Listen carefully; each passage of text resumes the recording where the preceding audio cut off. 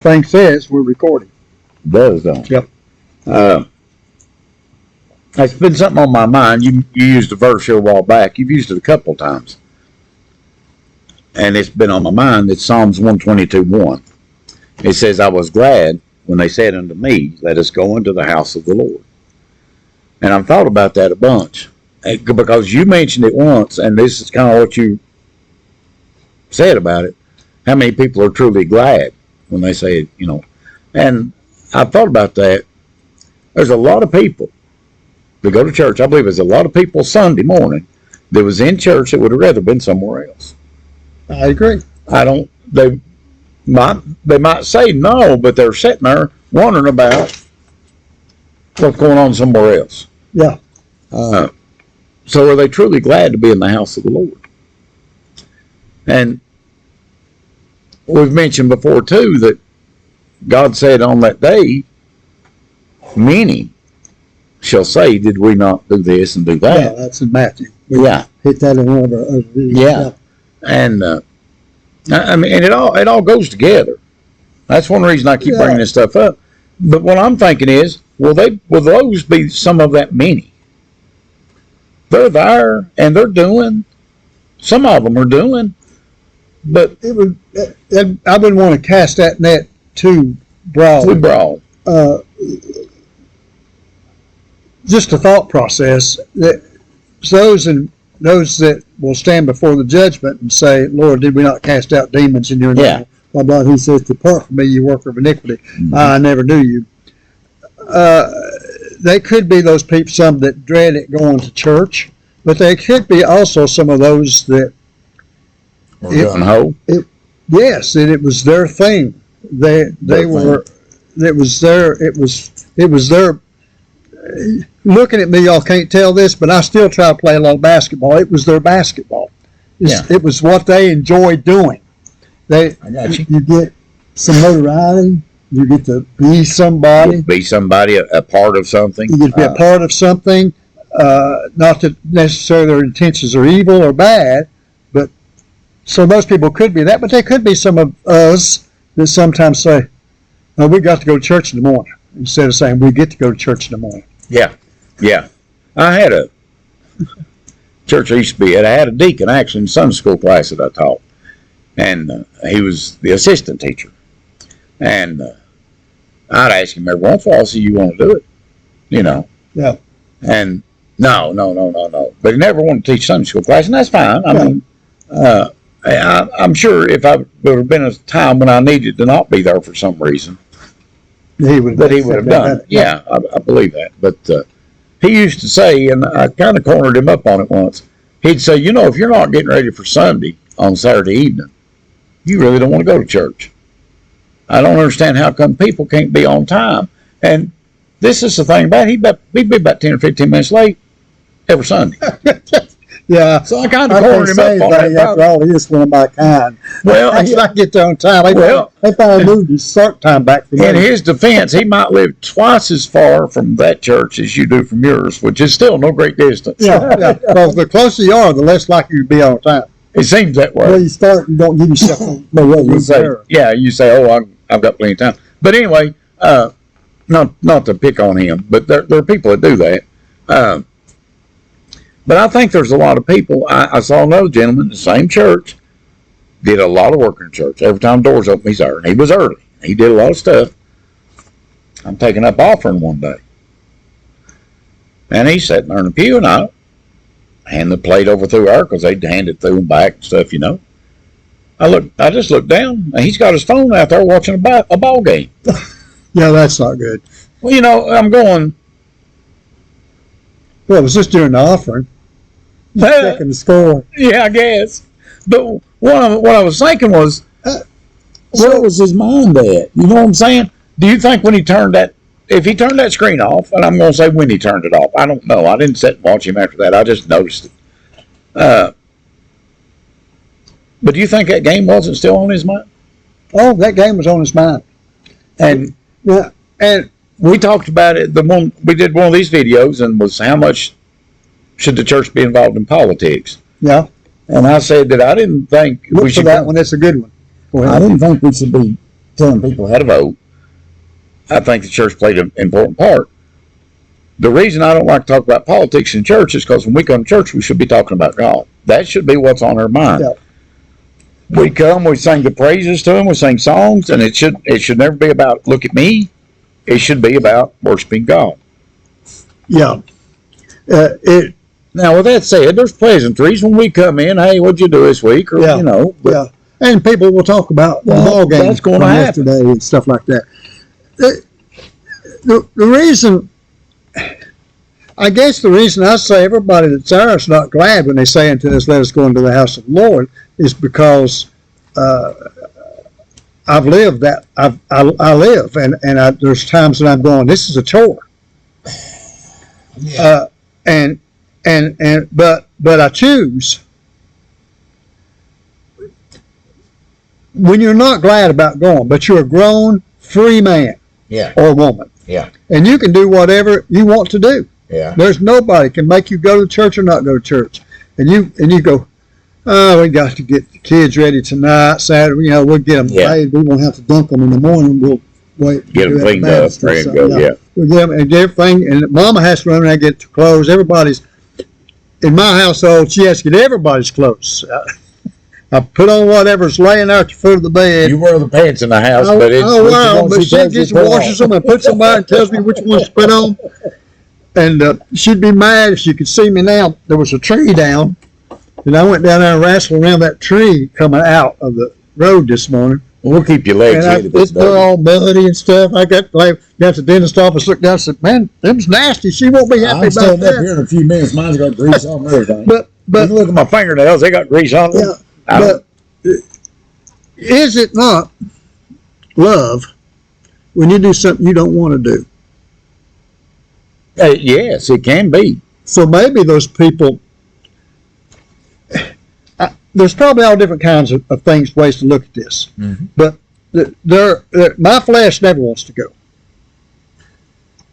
No, your flesh, I don't think will ever want to go. No, my flesh might want to go if I just really get into the singing. Yeah. Or if I really enjoy the notoriety that you might get from being a member, like you say, a part of this, and you're somebody. You're somebody within that group. Yeah. Yeah. And so it's my friends and stuff. Maybe they're glad because they get to be in their niche. You know what I'm saying? Now, don't get me wrong. You should be glad because you want to go worship God. Yes. You should be glad because you want to go worship God. But when your flesh is saying no, your flesh is saying you've got some other things you need to get done this day, or you was up late last, whatever the reasons are that you're telling yourself. And maybe Satan whispering in your ears a little bit, but I agree with you.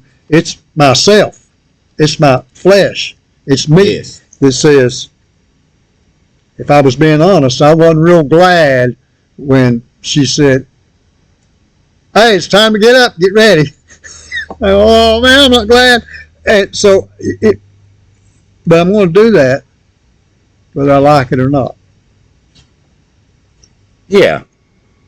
And sometimes that can just be something you do because it's duty, or maybe it's because you say, it's the right thing to do, and that's what God wants me to do. And I'm going to go honor Jesus.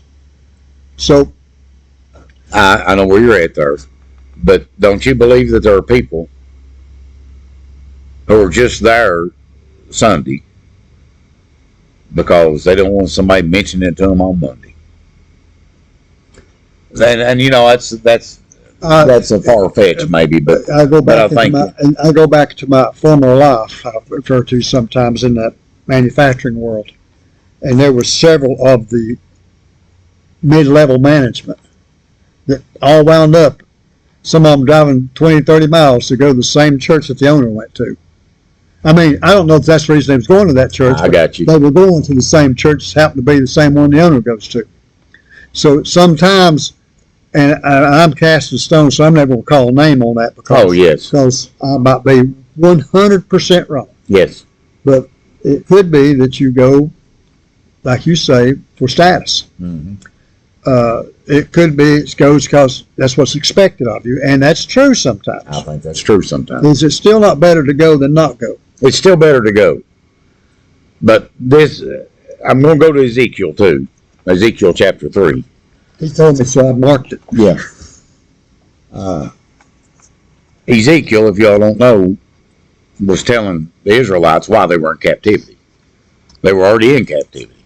Oh yeah, He was telling them. he was in I captivity. think Jeremiah had warned Captivity with him. He was in captivity with them. And God was coming to him, telling him, this is why you're here, and this is what you're going to have to do. This is what you need to do. But anyway. They had him in the slums.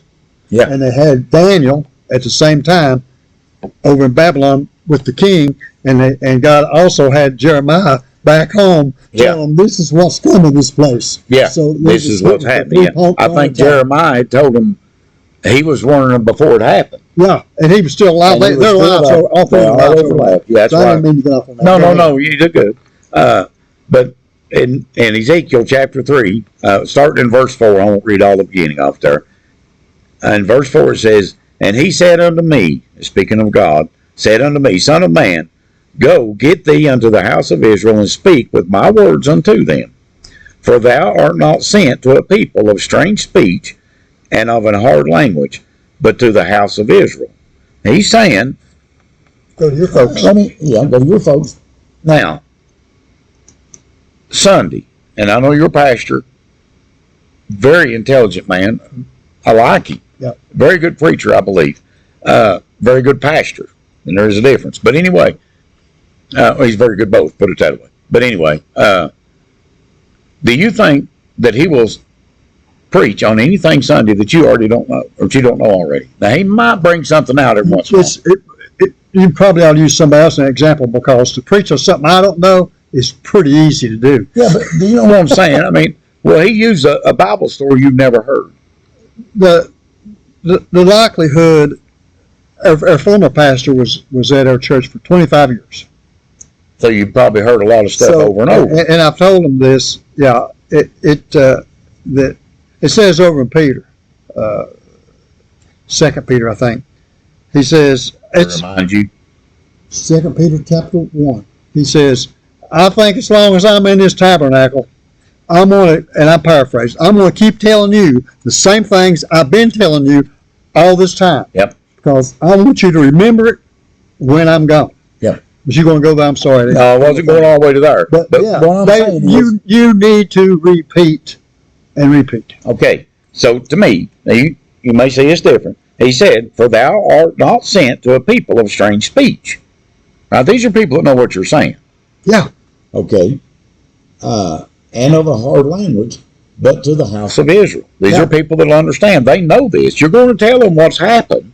Yeah. And they've lived it, so they know it. Yeah. Very next verse. Not to many people of a strange speech, or of an hard language, whose words thou canst not understand. Surely had I sent thee to them, they would have hearkened unto thee. Goes on, one more verse. But the house of Israel will not hearken unto thee, for they will not hearken unto me. For all the house of Israel are impudent, which means resistant. I was just put a shorter word, and hard-hearted. They've already heard all this and wouldn't respond to it. Right? He said, if I sent you to somebody that never heard it, they'd probably respond. Yeah. And he's sending him again right now, right? Let me read that again. He said in verse 4, and he said unto me, Son of man, go get thee into the house of Israel. Mm-hmm. So he's tell them again. Yeah. And but what I'm getting at is there are people, and the reason I use that I was glad when they said unto me, let us go into the house of the Lord. I feel like there's people that come to church and they never respond to what's either taught in Sunday school, or the singing, worshiping we do, or the preaching that they hear. They've heard it before, and they go, "I've heard enough." You tune it out. Sometimes you tune it out, and I don't mean to be mean by that, but I don't know. You tell somebody something over and over about themselves, and eventually they go, "Yeah, I know." Yeah. I know. Okay. Now, what I'm saying is, we tell someone. Let's say we go to church Sunday morning, and I go, let me tell you what Jesus did for you. Right? Yeah. He come from heaven.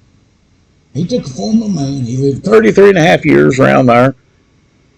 He took all of your punishment. God took all your sins and put them on Christ. He hung on that cross and he paid the punishment for your sins. Then he died, was put in the ground, and he was raised again, and he ascended to heaven to make us a way to get to heaven. Yeah. Okay, you've heard that. Could you say Since how I many was a times? child. Since I was a child. Thousands of times, right? Yep. Should you not still get excited about that? Do you know what I'm saying? Why?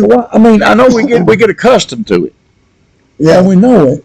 But shouldn't we still get a little excited every once in a while and go, man, just think about it. But do you, and we talked about this, in your Christian walk, Yeah. and I think we've alluded to this before, it's a little bit like a sine wave. It's a roller coaster. You're Up, up down, and yeah. you're down, and you're up and you're down. And those up and downs, I believe, are trending. If you could do a trend line on them, Mhm. you know, you could graph them out and be up and down and up and down. But if you did a trend line, the trend line would be You think ever you're increasingly up, getting closer to and then you're God. down and you're up a little higher and you're not down Yeah. quite as far. Up Yeah, a little yeah. higher. And I know it sometimes sounds you may good. dip below your other low. Yeah. And I think sometimes, I think sometimes God allows and or helps us dip below our lowest low to say, you need to hear it again for the first time. Yeah. You need You to be need to hear it. you need It to be in needs a to- spot where you need to hear It this. needs to go deeper this time. Yeah. Because I think your statement here on the previous video about the most faith you've ever had was the most faith you'd had up until the time that you got saved was when you got saved. I don't know if that's the most faith you ever had because you know the least and you trusted the most.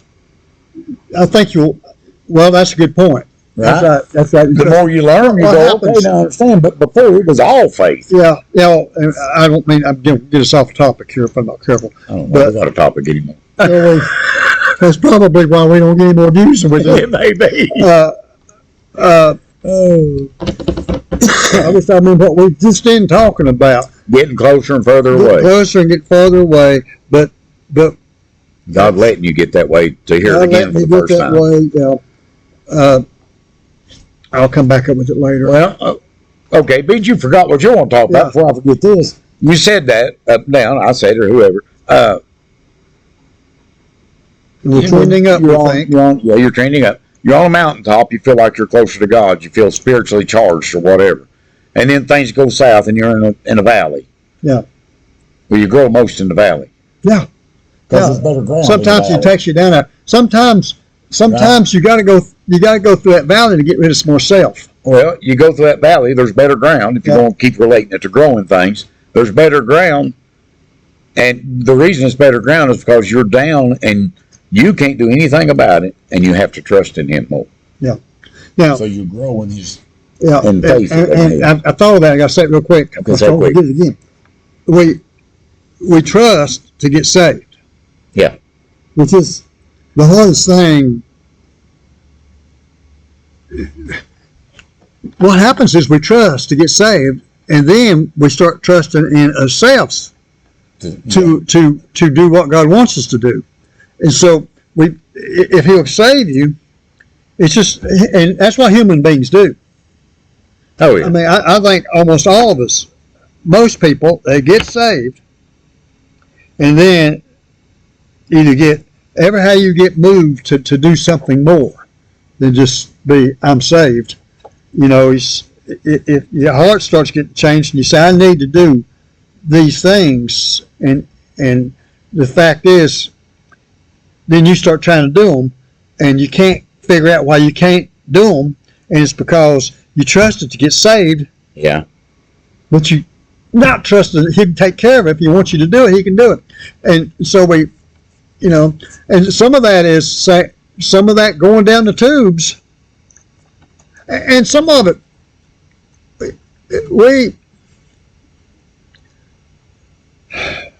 I brought up in one of these I think we did bring it up in the previous video, but I mentioned it Sunday in Sunday school. The Church of Laodicea was lukewarm, Yeah.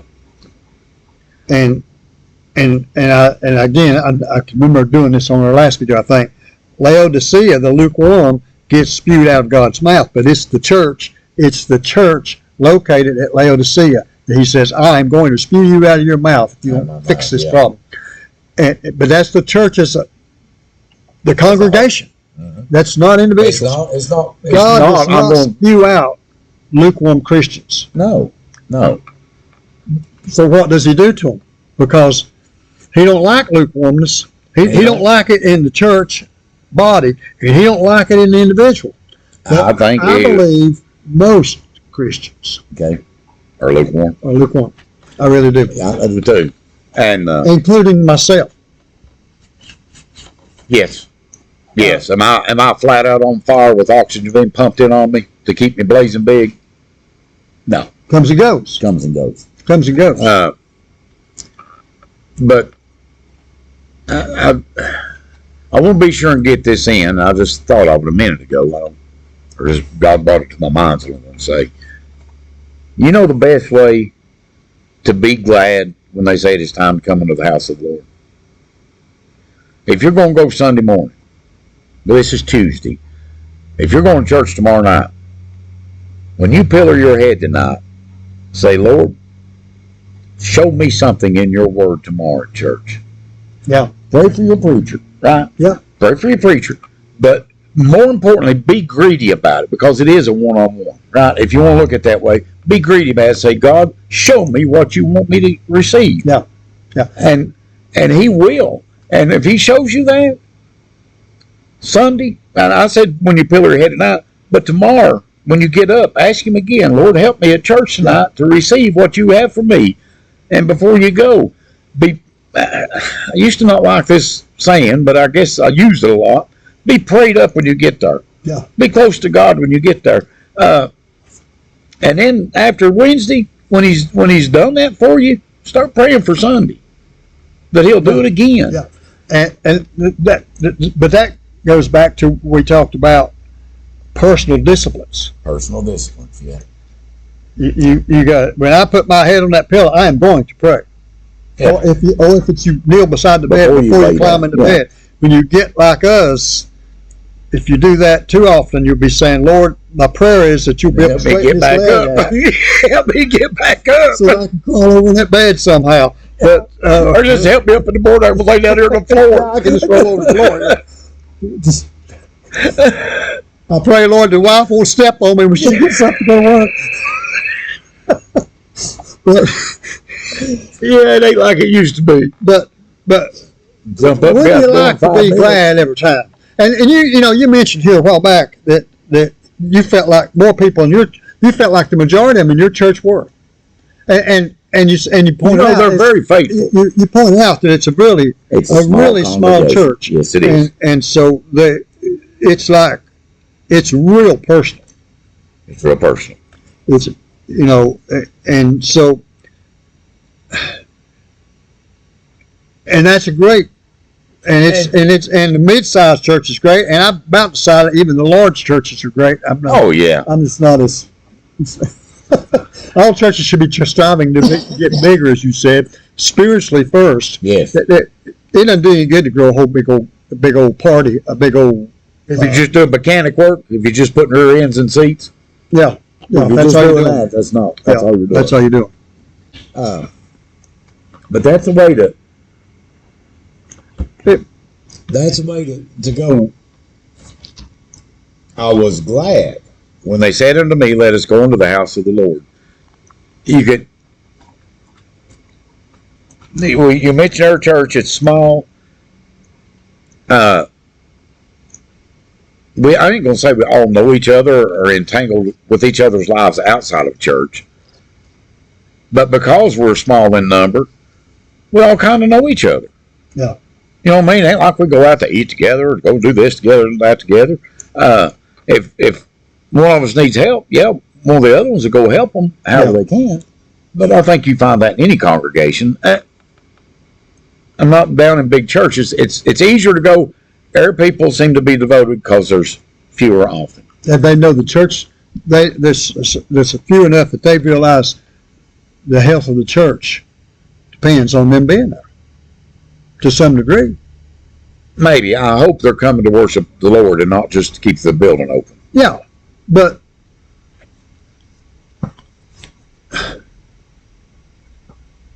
that's the ultimate is to bring glory to God. Yes. I think. Yes. And my prayers, I said the other day, you know who Hank Kimball is?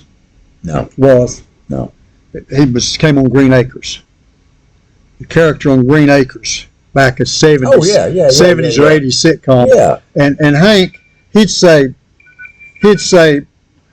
man, that's a pretty cup you've got there. Well, it's not pretty, but it's a handsome cup you've got there. And then he'd say, I wish this phone would quit ringing. But he'd say, well, yeah, it is pretty. You know, he just back and forth. And sometimes my prayers are like that. Yeah. Lord, give me the words you want me to teach those people. No, wait a minute, Lord, that's not right. You teach those people, Lord. And, you know, and but the ultimate goal, I think, in the end is that he be glorified. Yes. That And he I be think either glorified. way you pray that, what you just said, Lord, give me the words. He has you in that position to do that job. Yeah. If he don't give you those words, you can't say those words. That's true. That's true. Guide my lips It's and, him. It's him. flop my tongue wage and flop. If you can become an empty vessel There you go. of honor, if you can just become There you an empty vessel of honor, being willing to be filled, then God can work with you. Yes.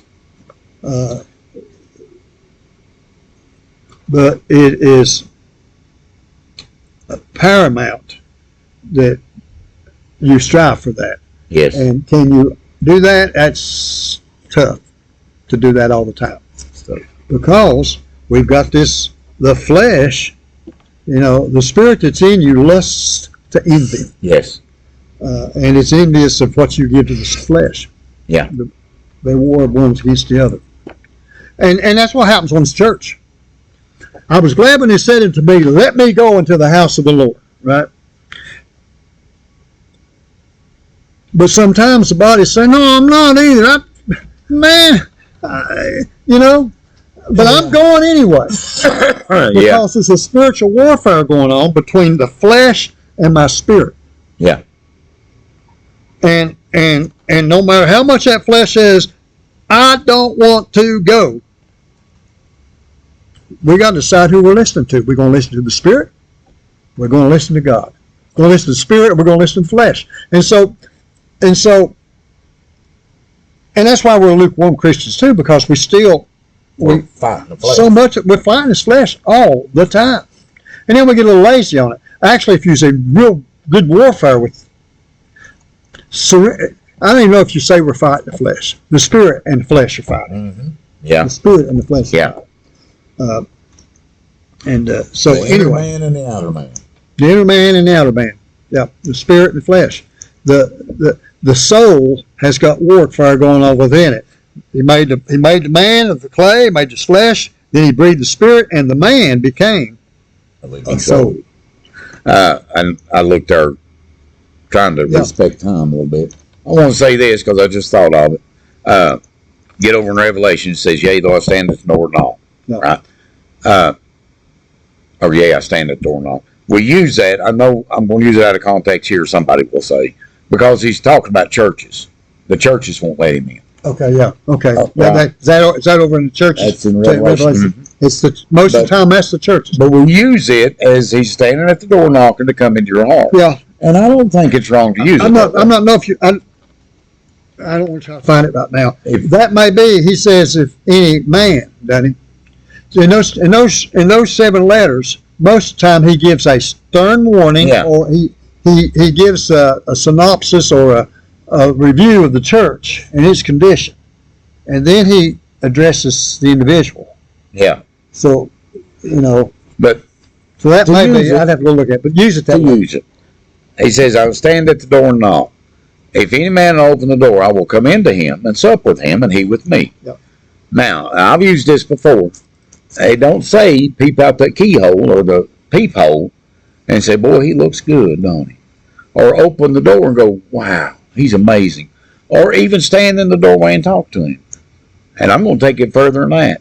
You don't say just let me stand right inside the door and tell me all about yourself. Well, it says, I'm going to come in and sup with you. I'm going to take it further than that. Get your hind end out of that seat where all your remotes are. Yeah. And put him in there. Because that's the seat in charge. That's right. But Right. You put him in the seat in charge. My recliner house it's got Yeah. It's warm. It's ready to go. I've got I all can sit right there, turn this on, Show the turn world. that on. Right? Yep. I mean, and that's it. We say, oh, I've let him in, and yeah, what's up with you? You go, well, did you go over and did you pick the channel you go watch, or did you turn it off so you could be with him? Yep. And that's it. We have to put him in charge. It ain't just let him in. We have to let him be in charge. Yeah. And that's the battle we have. That's that old pride, Yeah. first sin. to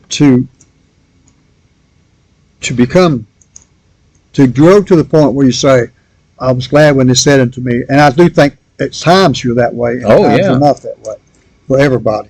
But to move to that point where it's truly more of a joy, you got to go, you got to know him better personally. Mm-hmm. And if you get over in that first chapter of Second Peter, you know, it goes through that. Add to your faith, Mm-hmm. add to your faith virtue, to virtue knowledge, so on Yeah. and so forth. Temperance and all that. One of the overall teachings is that you need to grow in knowledge, to know him better, more personally. Yeah. You need to gain more knowledge about him. Mm-hmm. Don't work the other way around. I always want it to work the other way around. I want to say, Lord, I want it more personal. I want it's like I'm just talking to my friend. Yeah. I want it more personal, so it's more real to me, God. And his word says, read about me. Learn about me. See what I'm doing for you. Draw unto me, I'll draw nigh unto Communicate. you. Draw unto me, Draw and I'll unto draw me. unto you. Yep. Yeah. So, drawing unto him, he will draw unto you. Study his word. Pray for a joyful heart. Pray for a joyful heart. Ask him to give you what he wants you to have when you go to church Sunday. And this coming Sunday, if you're not glad to go to the house of the Lord, go anyway. Oh, yeah. Go anyway. Go anyway because it's the right thing to do. It's the right thing to do. That's what he had to do. Close it off. Got anything? Old smooth brain, just a clean slate now. Hit that subscribe button. It'll help us reach more people if we need to reach more people. Leave us comments. That also helps reach more people the way the algorithms work. If you think this is good, pray for this. We need Not that. that anybody We need like that me more than we doesn't. do subscriptions. Yes. Or Pray for it. God will give the increase. Talk to you soon.